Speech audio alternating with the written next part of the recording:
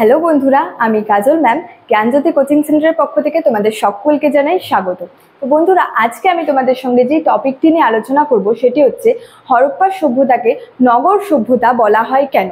তো আলোচনায় যাওয়ার আগে তোমাদেরকে একটা ছোট্ট ইনফরমেশন দিতে চাই। তোমরা যারা আমাদের কোচিং সেন্টারে এখনো যুক্ত হওনি কিংবা যুক্ত হতে চাইছো, তারা উপরে দুটি নাম্বার দেখতে পাচ্ছ, 6295916282 এবং 7076398606। এই দুটি নাম্বারের মধ্যে কিন্তু যে কোনো একটি নাম্বারে যোগাযোগ করে আমাদের সঙ্গে যুক্ত হয়ে যেতে পারো। তো দেরি না করে আজকে টপিক সম্পর্কে আলোচনা শুরু করছি।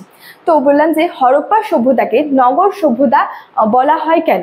তো এই যে হরপ্পা সভ্যতা বিভিন্ন নগরকে কেন্দ্র করে কিন্তু গড়ে উঠেছিল। এই নগরগুলির মধ্যে ছিল হচ্ছে হরপ্পা, মহেঞ্জোদারো, ধোলাবিরা, লোথাল, কালীবঙ্গান প্রভৃতি নগরকে কিন্তু কেন্দ্র করে এই হরপ্পা সভ্যতা গড়ে উঠেছিল।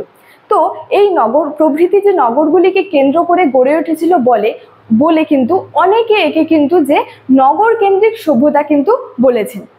মানে এই যে কালীবঙ্গান, ধোলাবিরা, হরপ্পা, মহেঞ্জোদারো, লোথাল এই যে প্রভৃতি নগরগুলিকে কেন্দ্র করে যে গড়ে উঠেছিল, যে হরপ্পা সভ্যতা গড়ে উঠেছিল বলে কিন্তু অনেকে একে হচ্ছে যে নগর কেন্দ্রিক সভ্যতা কিন্তু বলেছে। এবং এখানে যে আবিষ্কৃত ধ্বংসাবশেষগুলি ছিল, এই ধ্বংসাবশেষ থেকে যে দেখা যায় যে সেখানে যে হরপ্পায় যে উন্নত এবং যে সুপরিকল্পিত সেখানে যে নাগরিক জীবন ছিল, সেখানে যে স্বাস্থ্যসম্মত যে আবর্জনা কুণ্ড ছিল, সেখানে যে হচ্ছে পৌর যে সুযোগ সুবিধার যে ব্যবস্থা কিন্তু রয়েছে। এই পৌর সুযোগ সুবিধার ব্যবস্থা বলতে সেখানে যে পৌর শাসন ব্যবস্থা ছিল, এই পৌর শাসন ব্যবস্থা সেখানে যে আবিষ্কৃত ধ্বংসাবশেষ থেকে কিন্তু দেখা যায় আর কি।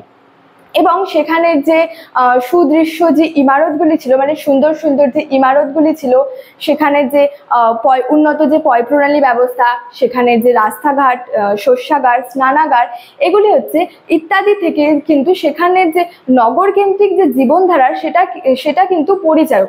মানে এই সমস্ত জিনিস থেকে সেখানে যে রাস্তাঘাট, স্নানাগার, শস্যাগার, যে পয় প্রণালী, উন্নত যে পয় প্রণালী ব্যবস্থা ইত্যাদি থেকে কিন্তু সেখানকার যে নগর কেন্দ্রিক একটা জীবনধারা সেটার কিন্তু পরিচয় দেয়।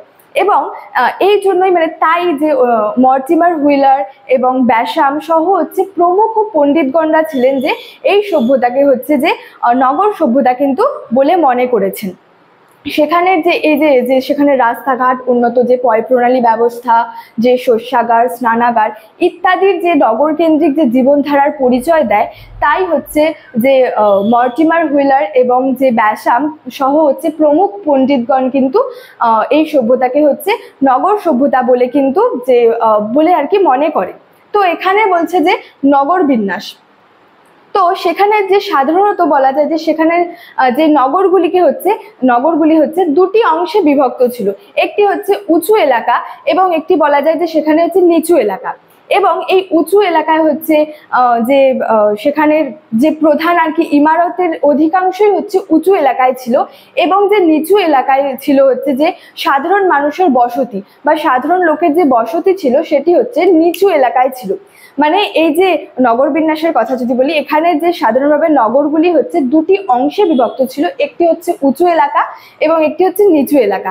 তো এই উঁচু এলাকায় যে প্রধান ইমারতের অধিকাংশই উঁচু এলাকায় ছিল এবং যে নিচু এলাকায় হচ্ছে সাধারণ মানুষের হচ্ছে বসতি ছিল। আচ্ছা, তো হরপ্পার যে এই যে আবিষ্কৃত যে ধ্বংসাবশেষের থেকে কিন্তু সেখানকার যে একটা নগর পরিকল্পনার কিন্তু ধাপ স্পষ্ট ছিল।